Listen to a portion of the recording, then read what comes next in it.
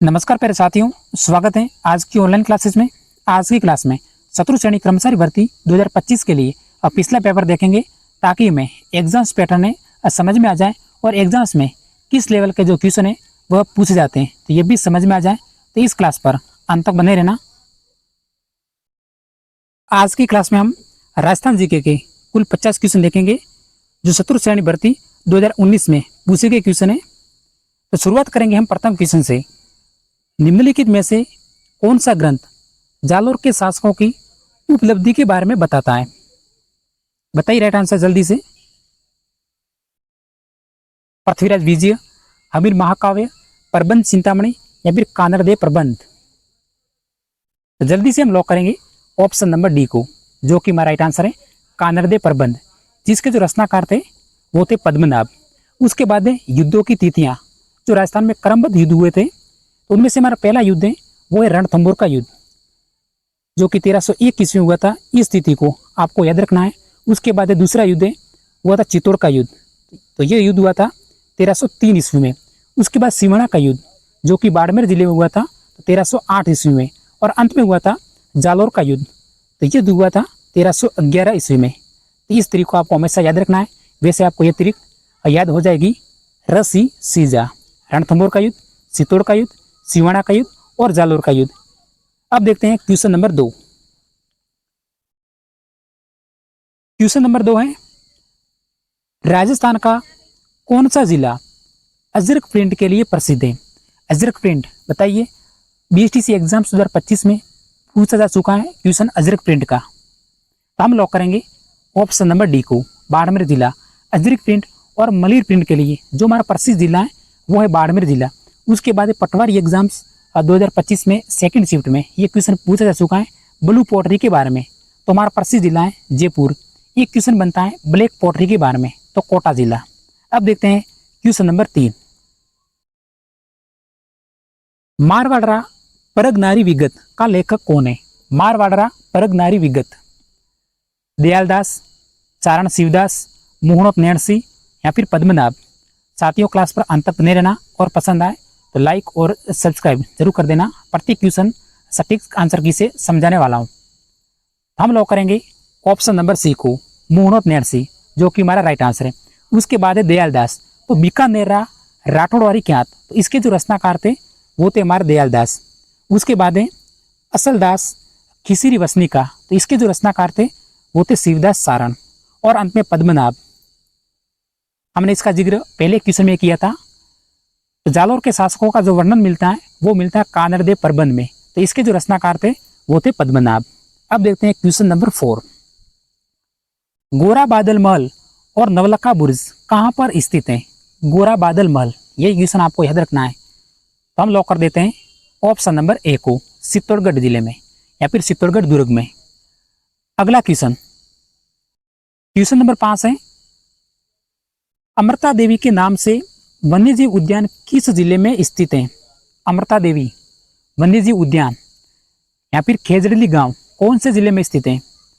हम लॉक कर देते हैं ऑप्शन नंबर बी को, जोधपुर जिले में। बिल्कुल बेसिक क्वेश्चन है, तुरंत आपको भी आंसर आता होगा। Option number B. Question number 6, Sant Laldas क्यों जाने जाते हैं या फिर क्यों प्रसिद्ध हैं? संत लालदास मूर्ति पूजा के लिए, सांप्रदायिक सद्भाव के लिए, समाज सुधार के लिए या फिर सरल जीवन के लिए। संत लालदास जो कि मेवात क्षेत्र से संबंधित थे और इन्होंने हिंदू और मुस्लिम एकता के लिए बल दिया, तो संत लालदास। तो तुरंत हम लॉक करेंगे ऑप्शन नंबर बी को, सांप्रदायिक सद्भाव के लिए। क्वेश्चन नंबर 7, प्रसिद्ध 84 खंभों की छतरी कहां पे स्थित है? देखिए ऐसे क्वेश्चन आएंगे 2025 में शत्रु श्रेणी कर्मचारी भर्ती में। तो प्रसिद्ध 84 खंभों की छतरी जो कि राजा अमीरुद्दीन ने बनाया था, तो बिल्कुल लॉक करेंगे ऑप्शन नंबर ए को, बूंदी जिले में। क्वेश्चन नंबर 8, मुगलों के साथ निरंतर संघर्ष में रहने वाले मारवाड़ के शासक कौन थे? मारवाड़ के शासक जसवंत सिंह, मालदेव, उदय सिंह या फिर चंद्र सेन। तो उदय सिंह तो तुरंत आप रॉन्ग करिए। मारवाड़ के शासक या फिर मारवाड़ के फूले बिसरे नायक कौन कहलाते हैं? तो Rao Chandrasen. Option number D बिल्कुल करेक्ट आंसर है। अब देखते हैं क्वेश्चन नंबर 9, मोरसंग एक प्रकार का क्या है? प्रश्न है हमारा मोर संघ क्या नृत्य है, वाद्य है, मेला है या फिर बोली है। तो तुरंत हम लॉक कर देते हैं एक प्रकार का वाद्य यंत्र है, जो कि वाद्य यंत्र में प्रकार है सुशीर वाद्य यंत्र, जो कि फूंक से बजाया जाता है। तो हमारा ऑप्शन नंबर बी मोरसिंह एक सुशीर वाद्य यंत्र है। अब देखते हैं क्वेश्चन नंबर 10। थोड़ी सी मैं आपको जल्दी से क्वेश्चन समझा देता हूं साथियों। मारवा राजस्थान के एकीकरण के समय जोधपुर का महाराजा कौन था? जोधपुर का महाराजा राजस्थान के एकीकरण के समय तो वो थे हमारे Hanumant Singh. Option number B को हम लॉक करेंगे, हमारा राइट आंसर है हनुमंत सिंह। आपको याद रखना है। तो जोधपुर का राजस्थान में विलय कब हुआ था? तो वो था 30 मार्च 1949 को। तो उस समय जोधपुर के जो हमारे शासक थे वो थे हनुमंत सिंह। क्वेश्चन नंबर 11 देखते हैं। आर्य सभ्यता की सर्वप्रथम खुदाई किसने की थी? आर्य सभ्यता से संबंधित क्वेश्चन आते हैं। आर्य सभ्यता है कालीबंगा सभ्यता। तो आप राजस्थान में कालीबंगा सभ्यता को जरूर पढ़ देना कि राजस्थान की प्रथम सभ्यता है। तो आर्य सभ्यता जो कि वल्लभनगर उदयपुर जिले में स्थित है। तो इसकी सर्वप्रथम खुदाई किसने की? तो वो की थी अक्षय कीर्ति व्यास ने। ऑप्शन नंबर बी को हम लॉक करेंगे, हमारा राइट आंसर है। Question number 12। किस अभिलेख में गुर्जर प्रतिहारों को लक्ष्मण के वंशज कहा जाता है? लक्ष्मण के वंशज पटवारी एग्जाम 2025 में क्वेश्चन आ चुका है। किस लोक देवता को लक्ष्मण का अवतार माना जाता है? तो आंसर कमेंट्स में बता देना। तो गुर्जर प्रतिहारों को लक्ष्मण के वंशज कौन से शिलालेख में कहा गया है? तो वो कहा गया है गटियाला अभिलेख में। ऑप्शन नंबर ए को हम लॉक करेंगे, हमारा राइट आंसर है। क्वेश्चन नंबर 13 देखते हैं। राग चंद्रिका किसके द्वारा रचित है? राग चंद्रिका द्वारकानाथ भट्ट, मिर्जा राजा जय सिंह, देवर्षि भट्ट या फिर माधव सिंह। राग चंद्रिका तो हम लॉक करेंगे ऑप्शन नंबर ए को, द्वारकानाथ भट्ट, हमारा राइट आंसर है। अब देखते हैं क्वेश्चन नंबर 14।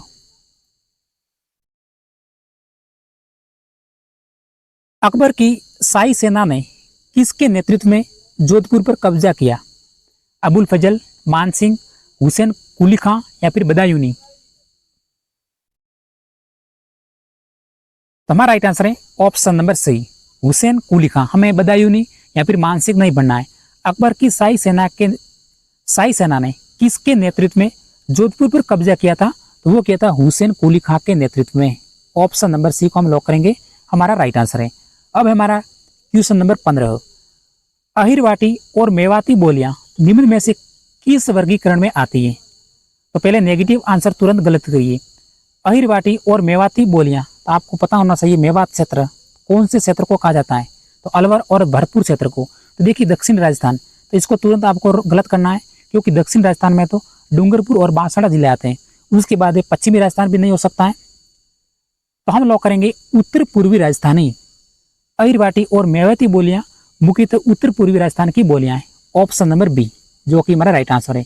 मध्य पूर्वी राजस्थान में तो जयपुर आ जाता है, जयपुर दोसा, जो कि आंसर नहीं है। यहाँ पे ढूंढाड़ी बोली बोली जाती है। तो ऑप्शन नंबर बी। अगला क्वेश्चन नंबर 16 है। राजस्थान में राजनीतिक गतिविधियों के संचालन हेतु सर्वप्रथम किस राज्य में 1934 में प्रजा मंडल की स्थापना की गई? 1934 में जोधपुर है, कोटा है, मेवाड़ है या फिर अलवर। प्रजा मंडल से संबंधित क्वेश्चन आते हैं, तो हम लॉक कर देते हैं ऑप्शन नंबर ए को, जो कि हमारा राइट आंसर है मारवाड़ प्रजा मंडल या फिर जोधपुर प्रजा मंडल। 1934 में हुई थी इसकी स्थापना। उसके बाद एक कोटा प्रजा मंडल, इसकी जो हमारी स्थापना हुई थी 1939 ईस्वी में। उसके बाद मेवाड़, तो मेवाड़ प्रजा मंडल की हमारी स्थापना हुई थी 1938 ईस्वी में। और अलवर प्रजा मंडल की स्थापना भी 1938 ईस्वी में हुई थी। क्वेश्चन नंबर 17 देखते हैं अब। सही युग्म सुमेलित कीजिए।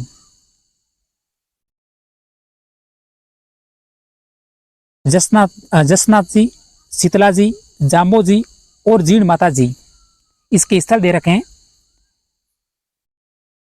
तो देखिए कोई भी एक क्वेश्चन आपको आता है तो इसका आप राइट आंसर दे सकते हैं। हमें पता है कि देखिए जीण माता का मंदिर सभी को पता होगा, कहाँ पे स्थित है जीण माता का मंदिर है?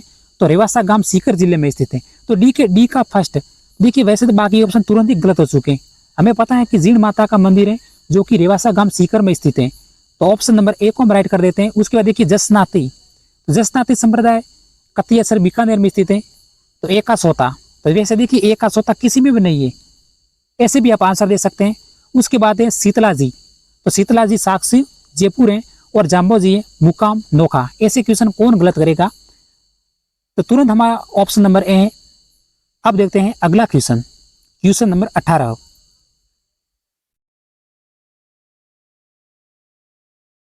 रणछोड़ भट्ट ने संस्कृत में किस महाकाव्य की रचना की? रणछोड़ भट्ट ने रघुवंश तिलक, राज प्रशस्ति, कीर्ति स्तंभ प्रशस्ति या फिर बीकानेर प्रशस्ति? तो है ऑप्शन नंबर सी, कीर्ति स्तंभ प्रशस्ति। कई बार एग्जाम में पूछा गया क्वेश्चन है, तो हमारा राइट आंसर है ऑप्शन नंबर सी। साथियों क्लास को स्किप नहीं करना है, आपको अंत तक देखना है। पसंद आया तो लाइक और सब्सक्राइब जरूर कर देना है, क्योंकि इसी तरह क्लास हम रोजाना लेकर आते रहते हैं।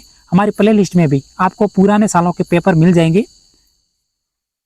कालीबंगा से हड़प्पा पूर्व की सभ्यता के मिलते जुलते अवशेष पाकिस्तान में किस स्थान पर मिले हैं?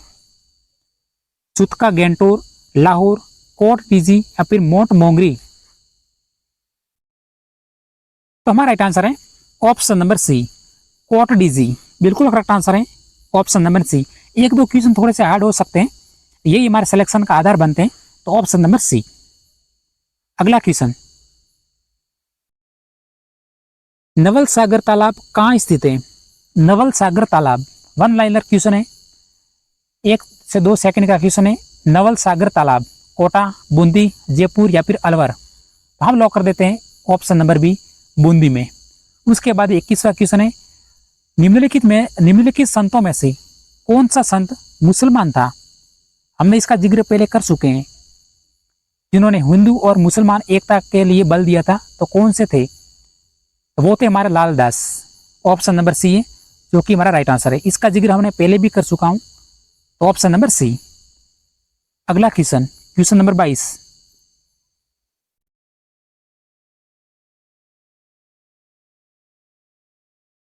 निम्नलिखित में से किसे तरुण राजस्थान एवं डेली हेराल्ड समाचार पत्रों के माध्यम से सीकर के किसानों की समस्याओं को प्रसारित किया? Question number 22।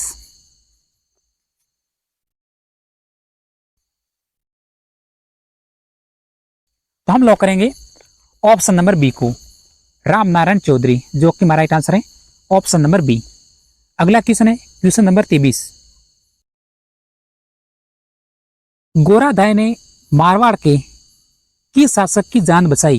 गोराधाय ने उदय सिंह, सुमेर सिंह, चंद्रसेन, अजीत सिंह? तो हमें पता है कि सुमेर सिंह तो मैं बढ़ना नहीं, उसके बाद चंद्रसेन भी नहीं बढ़ना।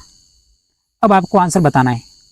गोराधाय ने मारवाड़ के किस शासक की जान बचाई? उदय सिंह भी हमें बढ़ना नहीं, तो जल्दी से हम लॉक करेंगे ऑप्शन नंबर बी को, अजीत सिंह, क्योंकि उदय सिंह तो उदयपुर मेवाड़ के शासक थे, तो option number B. Next question, question number 24,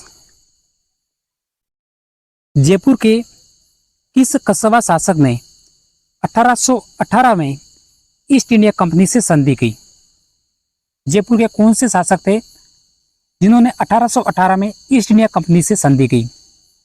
Sawai Pratap Singh, Prithviraj, Maharana जगत सिंह द्वितीय या फिर महाराजा विष्णु सिंह? जयपुर के शासक पूछे तो आप लॉक कर देते हैं ऑप्शन नंबर सी को, महाराजा जगत सिंह द्वितीय। Option number C. Question number 25, निम्नलिखित में से कौन सा जोड़ा सही सुमेलित नहीं है? प्रश्न को काउंट करते रहिए। गोहिल मेवाड़, भाटी जैसलमेर, परमार मारवाड़ या फिर चालुक्य गुजरात? असुमेलित कथन कौन सा है? क्वेश्चन नंबर 25 से जल्दी से आंसर बताइए। हम लॉक करेंगे ऑप्शन नंबर सी को, परमार मारवाड़, जो कि असुमेलित है। Option number C. अगला क्वेश्चन, क्वेश्चन नंबर 26वां, राजस्थान के निम्नलिखित में से किस जिले में प्रसिद्ध स्थान मांडलगढ़ स्थित है? मांडलगढ़, अगर यही क्वेश्चन नहीं आ रहा है तो बिल्कुल आपको तैयारी की जरूरत है। वैसे आना चाहिए क्वेश्चन मांडलगढ़ के बारे में, चित्तौड़गढ़, भीलवाड़ा, बूंदी या फिर उदयपुर। हम तुरंत लॉक कर देते हैं ऑप्शन नंबर बी को। तुरंत आपने भी आंसर देखते ही बता दिया होगा कि भीलवाड़ा होगा, मांडलगढ़। क्वेश्चन नंबर 27, राजस्थान का कौन सा जिला अंतर्राष्ट्रीय सीमा के निकट नहीं है? अंतर्राष्ट्रीय सीमा पूछी है जो कि 1070 किलोमीटर लगती है राजस्थान से। 4 जिले लगते हैं तो एक जिला इसमें से शामिल नहीं है, वो कौन सा है? तो वो है हमारा ऑप्शन नंबर ए, हनुमानगढ़ जिला। बिल्कुल करेक्ट आंसर है। बाकी बाड़मेर जिला भी अंतर्राष्ट्रीय सीमा से जुड़ा हुआ है। उसके बाद गंगानगर जिला और बीकानेर जिला। तो ऑप्शन नंबर ए। हमारा चौथा जिला है वो है जैसलमेर जिला, और सर्वाधिक अंतर्राष्ट्रीय सीमा भी लगती है, वो लगती है जैसलमेर जिले में। क्वेश्चन नंबर 28वां,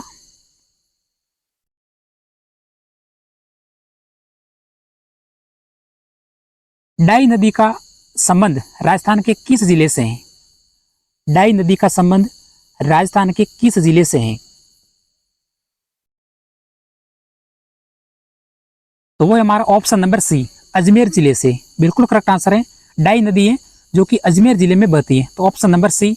उसके बाद 29वां क्वेश्चन, निम्नलिखित में से किसको अर्धचंद्राकार बालू का स्तूप कहते हैं? अर्धचंद्राकार बालू का स्तूप,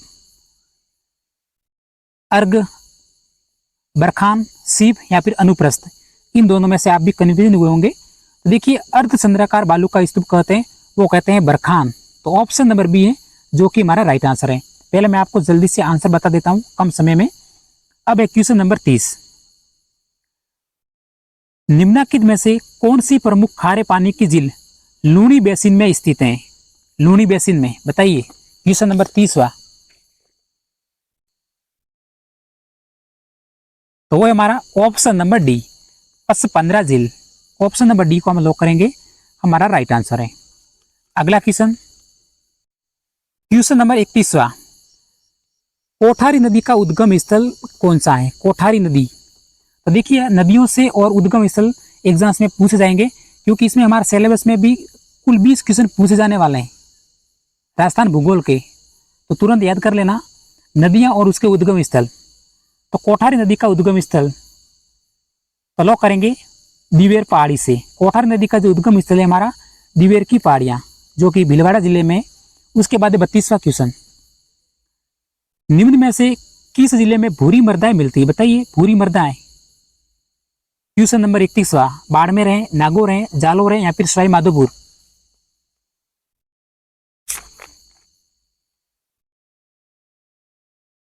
तो वो है हमारा नागौर जिला। ऑप्शन नंबर बी को हम लॉक करेंगे। उसके बाद 33वां क्वेश्चन, शेरगढ़ वन्यजीव अभ्यारण्य राजस्थान के निम्नलिखित में से किस जिले में स्थित है? शेरगढ़ वन्यजीव अभ्यारण्य चतुर्थ श्रेणी भर्ती 2019 में पूछा गया क्वेश्चन है। पहले ग्रुप डी के नाम से एग्जाम्स होते थे, पद कम होते थे, वर्तमान में कुल 53,000 पद है। तो शेरगढ़ वन्यजीव अभ्यारण्य करौली, कोटा, भरतपुर, भीलवाड़ा दे रखा है। देखिए इस क्वेश्चन में बोनस दिया गया था, क्योंकि शेरगढ़ वन्यजीव अभ्यारण्य वो साथियों 12 जिले में स्थित है, तो वो ऑप्शन में था नहीं, तो ऑप्शन में बोनस मिला था। शेरगढ़ अभ्यारण्य 12 जिले में, आपको भी पता होगा। क्वेश्चन नंबर 34वां, बहुत ही इंपॉर्टेंट क्वेश्चन है और मैंने अलग से इस क्वेश्चन को समझाया क्योंकि आने वाला क्वेश्चन है। निम्न में से किस प्रदेश में स्टेपी प्रकार की वनस्पति पाई जाती है? स्टेपी प्रकार की वनस्पति तो कौन सा प्रदेश है? शुष्क है, अर्ध शुष्क है, आर्द्र है या फिर उप आर्द्र? क्वेश्चन नंबर 34वां, स्टेपी प्रकार की वनस्पति तो वो पाई जाती है उप आर्द्र क्षेत्र में।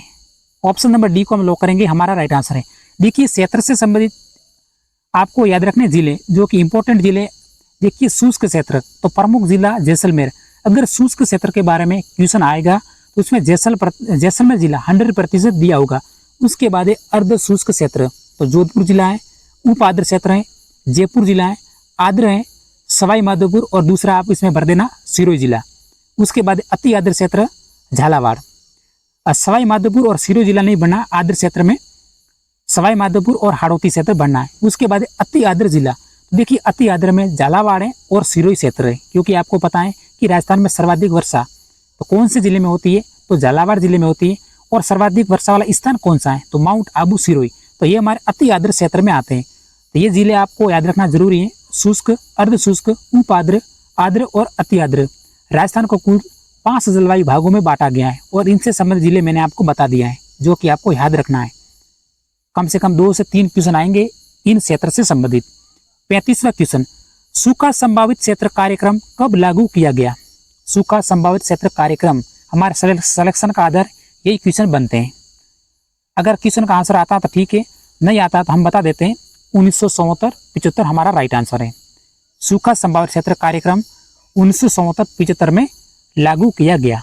अब देते हैं क्वेश्चन नंबर 36वां। राजस्थान में निम्नलिखित में से किस जिले में अफीम का सर्वाधिक उत्पादन होता है? अफीम 2025 में आपको आ सकता है सरसों का। सरसों का सर्वाधिक उत्पादन कौन से जिले में होता है? तो भरतपुर जिला भरना है। तो राजस्थान में अफीम का सर्वाधिक उत्पादन होता है, वो होता है चित्तौड़गढ़ जिले में। गेहूं का गंगानगर में, अफीम का चित्तौड़गढ़ जिले में। तो ऑप्शन नंबर सी बिल्कुल हमारा राइट आंसर है। क्वेश्चन नंबर 37वां है, निम्नलिखित में से भैंस की कौन सी प्रजाति दूध उत्पादन के लिए प्रसिद्ध है? बताइए, मेहसाणा, सुरती, हरियाणवी या फिर मुर्रा? गलत क्वेश्चन नहीं होना चाहिए। तो भैंस की कौन सी प्रजाति है सर्वाधिक दूध देती है? तो वो है हमारे ऑप्शन नंबर सी, मुर्रा नस्ल। उसके बाद है मुर्रा, जाफराबादी, मेहसानी और भदावरी। कुल 4 नस्लें आपको याद रखना जरूरी है। उसके बाद क्वेश्चन नंबर 38वां, भेड़ की कौन सी प्रजाति भारत की मेरिनो कहलाती है? भारत की मेरिनो बताइए, जैसलमेरी, पुगल, चोकला या फिर नाली? तो वो कहलाती है हमारी ऑप्शन नंबर सी, चोकला, जो कि भेड़ की एक नस्ल है। चोकला, मालपुरी, सोनाड़ी, नाली, पुगल, मगरा और जैसलमेरी, कुल ये नस्लें आपको याद रखना है। 39वां क्वेश्चन, निम्न में से गाय की कौन सी प्रजाति जालोर, सिरोही, पाली, बाड़मेर जिलों में पाई जाती है? पहले बहुत ही फेमस क्वेश्चन हुआ करता था। तो कौन सी नस्लें हैं जो सर्वाधिक मात्रा में, सर्वाधिक क्षेत्र में जालोर में, सिरोही में और पाली जिलों में पाई जाती है? 39वां क्वेश्चन, तो वो है कांकरेज नस्ल। ऑप्शन नंबर डी को हम लॉक करेंगे, हमारा राइट आंसर है। क्वेश्चन नंबर 40वां,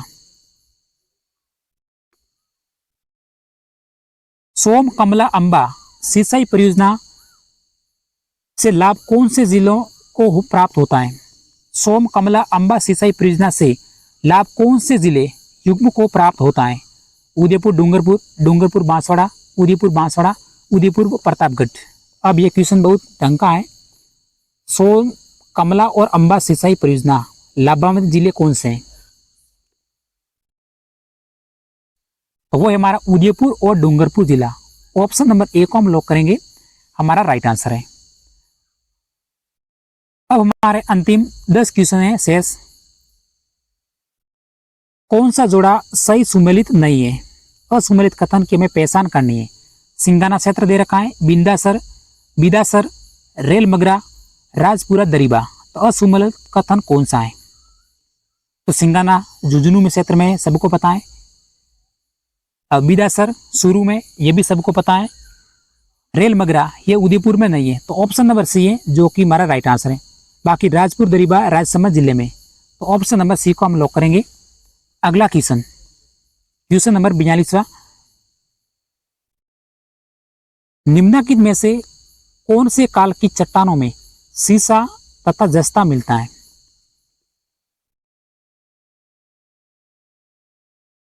कौन से काल की चट्टानों में सीसा तथा जस्ता मिलता है?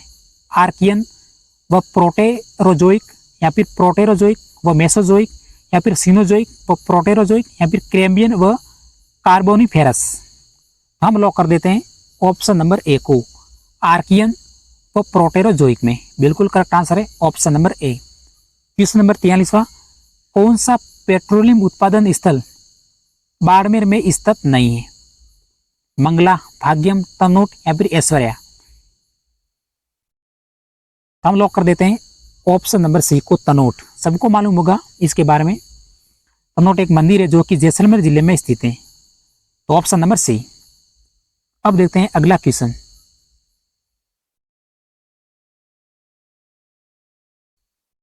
निम्नलिखित में से कौन सा राजस्थान राज्य की लंबाई को उत्तर से दक्षिण की ओर दर्शाता है? बताइए, कहने का मतलब ये हमारा राजस्थान है जिसकी आकृति है विषम कोणीय बहुभुज या फिर पतंगाकार। इस तरह से आपको याद रखना है। वैसे मैं आपको डायग्राम समझा देता हूँ दोबारा से। हमेशा राजस्थान की आकृति इस तरह से दर्शाते हैं, विषम कोणीय बहुभुज या फिर पतंगे आकार की।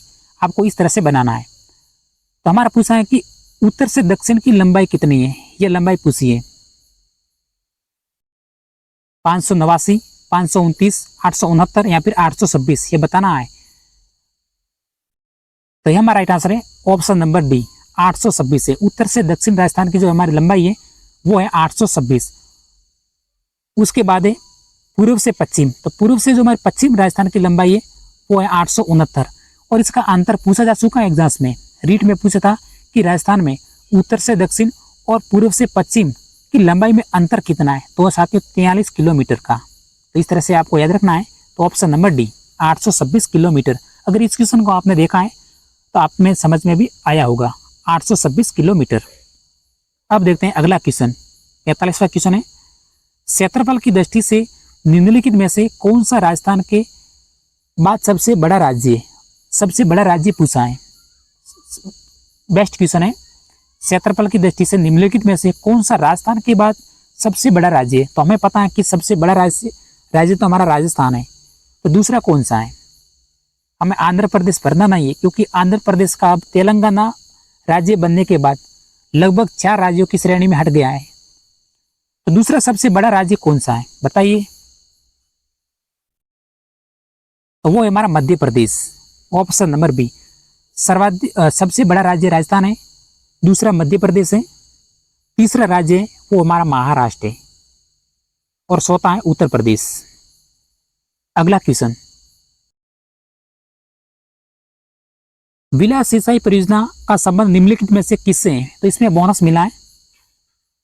फाइनल आंसर की में बोनस से प्रदर्शित किया है। क्वेश्चन नंबर 47वां, सिद्धमुख नहर द्वारा कौन से जिले सिंचाई की जाती है। सिद्धमुख नहर परियोजना, देखिए हमें भी पता है कि चतुर्थ श्रेणी 2025 में राजस्थान का भूगोल सर्वाधिक योगदान है। कुल 20 क्वेश्चन पूछे जाएंगे। और चतुर्थ श्रेणी कर्मचारी भर्ती 2019 में जो कि ग्रुप डी के नाम से आयोजित होती थी, तो इसमें भी भूगोल के लगभग कई क्वेश्चन है, आधे से ज्यादा लगभग 20 से 30 क्वेश्चन आ चुके हैं भूगोल के। तो योगदान बहुत रहता है। अब इतिहास के क्वेश्चन कम आते हैं लेकिन भूगोल के ज्यादा आते हैं। वर्तमान में जो भी एग्जाम्स हो रहे हैं आपको भी पता होगा, तो भूगोल एक बार जरूर पढ़ देना सभी साथी। तो सिद्धमुख नहर द्वारा कौन से जिले में सिंचाई होती है। तो वो होती है हनुमानगढ़ और चूरू जिले में। वैसे शेखावाटी क्षेत्र है।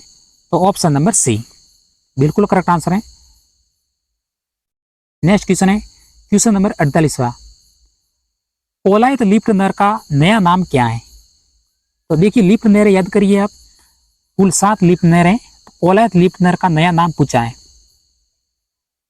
तो राइट आंसर है ऑप्शन नंबर सी, डॉक्टर करणी सिंह लिफ्ट नहर। अगला क्वेश्चन है, देखते हैं अंतिम 2 क्वेश्चन। किशनगढ़ हवाई अड्डे का उद्घाटन कब किया गया। किशनगढ़ हवाई अड्डे का उद्घाटन, थोड़ा सा हार्ड क्वेश्चन हो सकता है ये आपके लिए। तो लॉक कर देते हैं अक्टूबर 2017।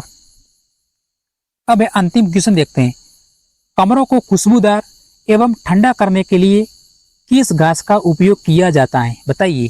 सेवण है, दामन, खस या फिर अज्जन, ये सभी घास के प्रकार दे रखे हैं। तो तुरंत हम लॉक कर देते हैं ऑप्शन नंबर सी को, खस घास है जो कि राजस्थान के अलवर और भरतपुर जिलों में पाई जाती है। तो आज के सेशन में इतना ही। अगर हमारी जानकारी साथियों पसंद आई हो तो चैनल को सब्सक्राइब करके जरूर जाना। और इसी तरह और वीडियो आपको चाहिए तो मेरी प्ले लिस्ट में मिल जाएंगे और डिस्क्रिप्शन में, वहाँ से मैंने लिंक दे रखी है, वहाँ से देख सकते हैं। धन्यवाद।